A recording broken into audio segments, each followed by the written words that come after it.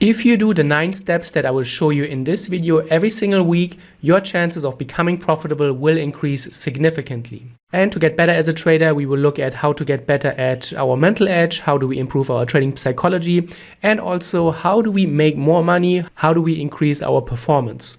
I would always recommend to first ask yourself and check, did you break your trading rules and how disciplined were you overall? So we're going to use Edgewonk, and the link to this trading journal that we built is in the video description. And what you want to do is go to the trading journal, and let me switch to light mode first. And here in the first column is the tilt meter. The tilt meter shows you, did you respect your rules or did you break them? A red tilt meter shows you that you broke your rules. A green tilt meter shows that you respected your rules. So this is a very good first indication of how disciplined you are and how good are you on the process-oriented mindset. Next, I would recommend go to the chart lab, go to the efficiency, and this shows you as a line graph how disciplined are you over time, is there a trend, and so this gives you a very nice visual representation of your level of discipline. So here, for example, we have an efficiency of 48%, which means roughly on half of your trades you respected your rules and half of the trades you broke your rules. So this trader has some room for improvement, and this is a good challenge for your weekly trading to make sure that your efficiency goes up and that you keep it at a high level. This will then almost guarantee that your trading performance improves as you keep breaking your rules less and less and make better trades. Next, I would recommend to check whether you mismanaged your trades. This means you left money on the table. A lot of traders have issues with letting winning trades run, and very often traders close winning trades too soon and miss out on a lot of potential profits. Or some traders may close losing trades too late and then let losses get out of hand. In Edgewonk, go to the chart lab, go to trade management, and now you get a visual representation of your management approach. And you can see this is your actual performance in green in terms of R multiple, and Edgewonk automatically analyzes your trade management, and your potential performance is the one here in brown. So your potential performance, how much money you could have made, is above how much money you actually did make. This is not good because you left money on the table, and this is a good indication that you should dig into your trades and find out where have you left money on the table, and we will do that later. But this is a very important finding because there is more money to be made with your trading strategy, and we need to find your edge. Another very common problem is that traders are missing trades, and missing trades can happen for various reasons. Let's find out. In Edgewonk, we go to the missed trades and then to the journal where you enter your missed trades. And here we have a few ones from last week. One of the most important things when it comes to missed trades is to find out why did you actually miss them, because there's a lot of learning opportunities. And when we now scroll to the right, we tag those trades for the reasons why we did miss them. You can see that one trade we missed, we were actually sleeping, so there was no chance we could have taken it. Another trade has the tag couldn't trade. It could be, for example, you were in an office, in a meeting, or you just had to do some errands. Another trade where the trader was asleep, and then one missed trade where the process was the issue. So maybe the trader was not paying attention. And this is a very important analysis because it shows you that not all trades that you did miss were actually tradable. And if you find trades that have a lot of process tags, it shows you that you should improve your processes, maybe work more with alarms, maybe be a little bit more organized, keep up with your trading plans, and then take more of those trades. You can also do a quick analysis on your missed trades, so missed trades analysis, and then here you get a quick breakdown. You can analyze and compare your missed trades versus your real performance, how much money you would have made combining those two, and here you have a little bit more of a data breakdown. Next, look at what are your top and your worst performers to just get an idea of what happened last week. So in Edgewonk, just go to the monthly reports, and here every month you get a new breakdown, and if you open one of those months, you get a breakdown by week.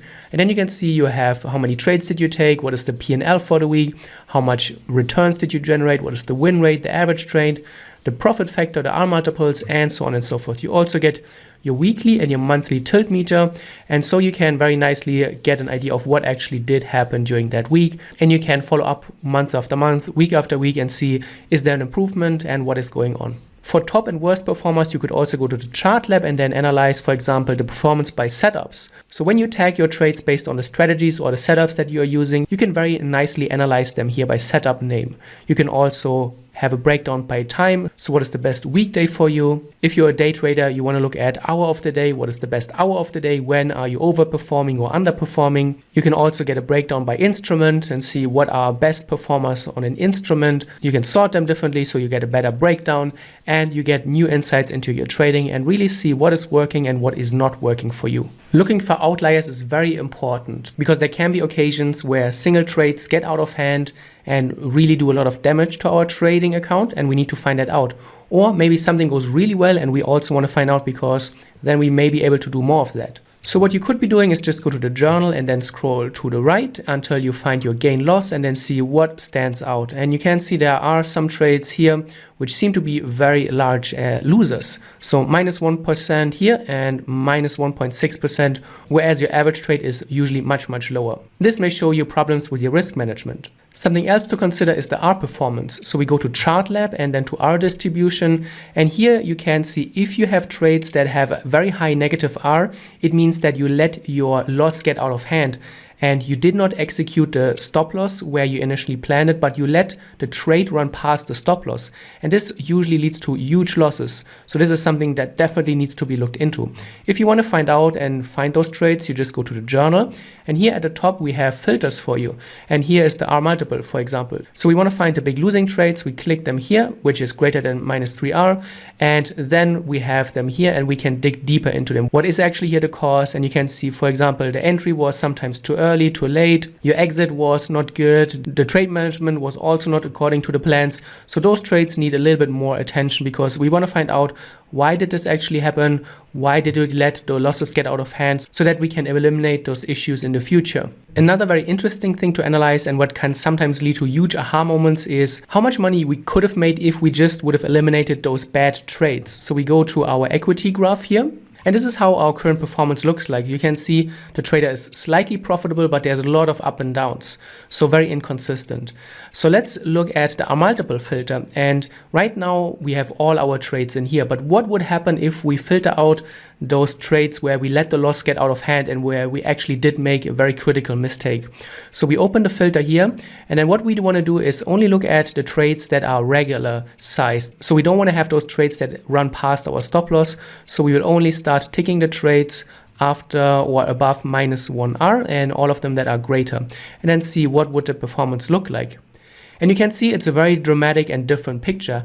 And what this tells you is that this trader could have been wildly profitable if he would just eliminate those few trades where the losses get completely out of hand. And this, for some traders, can be a huge aha moment once you realize that profitable trading is much closer than you may realize, because just don't let the losses get out of hand, stick to your trading plan, and this trader would have been very, very profitable. Tip number 6, we're going to take a look at our account growth and compare it to our historical account performance. So we're back at the equity graph, and here we can now apply moving averages to our equity graph. So under options, you have two options, 20 and 50 SMA, and those are now the brown and the purple line. The green is our actual trading performance. This is our equity graph. And ideally, you want to see that your performance is above the moving averages. If, for example, the performance dips below the moving average, which it did here, it shows you that you have currently lost more money than what has been normal for you historically. So you may be in a longer drawdown than what has happened in the past, or you are in a losing streak that is reaching the moving average. When you're pulling away from the moving average, it's also important to note that, because some traders may experience problems with overconfidence, because the further you are away from the moving average, it shows you that you are on a good winning streak.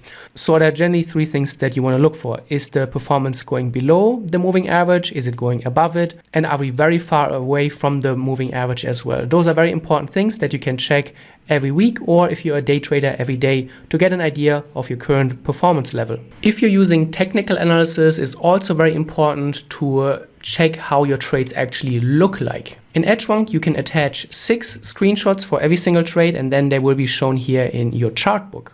This is like an album for all of your trades and your screenshots. And as a technical trader, it's always a good idea to occasionally go through all of your trades and see how you have actually executed them.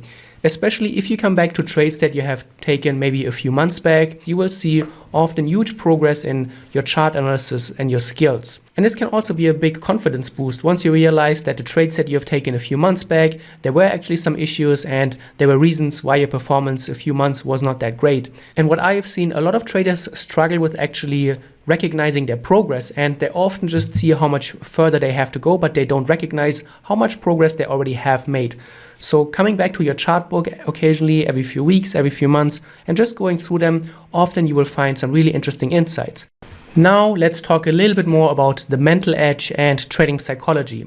And I would always recommend that at the end of the day or at the end of the week, you ask yourself, how was your trading week actually? What did you learn and what stood out? And for that, there's also a feature in Edgewonk. We call it sessions. And what this is that at the end of the day, at the end of the week, you can come here and you click on this button, add more, and then you can add a new session. Then a new window opens up. And what you do here is you can generally define the period. So here we have a session that ranges from the 1st of March until the 15th. So it's 2 weeks. You can change the duration of the session here anytime. And then you can just capture your thoughts, your lessons, and you can write pretty much anything that you want in here. And the way that traders use it, that if you are a day trader, for example, some traders come here even every single day and create a new session. They just want to write a few quick thoughts down here. Generally, you don't write huge texts here because when you come back to the session, you want to get a quick idea of what was going on. So you just want to capture a few thoughts. You can write bullet points as well. And then you get a breakdown for that session. So in that period here that we selected, we had 5 trades, 4 winners, 1 losses. We have a high win rate of 80%. We have the gain here, the gain in percentage, the R multiple, and also the tilt meter. So this is a very nice way to organize your thoughts and to start with your mental and your psychology diary here in Edgewonk as well. Many traders, when they think about trading journals, they think about Word documents, they think about handwritten notes, Evernote documents. And there's definitely a place for that. And it's really important to actually capture your thoughts and really have something that resembles a diary. In Edgewonk, we call that notebook, and the notebook basically works like a note editor. So you can add and create new notes here for different categories. Maybe you want to have a new note every month where you capture your thoughts. And this is a place where you can really write long form text. You can edit them and you can style them here as well. And there's no limitations to what you can write down here. And the reason why we have that also in Edgewonk, besides all the performance metrics and besides all the other features, is that we understand that's really important to have also a place where you can just dump your thoughts in. And it's also good to have that in one place. So Edgewonk is more than just a regular performance journal. We also have a place for your mental diary, and you can write down anything that you want in here. And those were the 9 tips. Obviously, there is much more in Edgewonk, and if you're interested in a trading journal, make sure to check the link in the video description below. But if you're just interested in getting started and you don't want to get overwhelmed in the beginning with everything that there is, then make sure to stick to the 9 steps, and it will already give you a very good head start and help you have a better routine and hopefully improve your trading week after week with those 9 steps.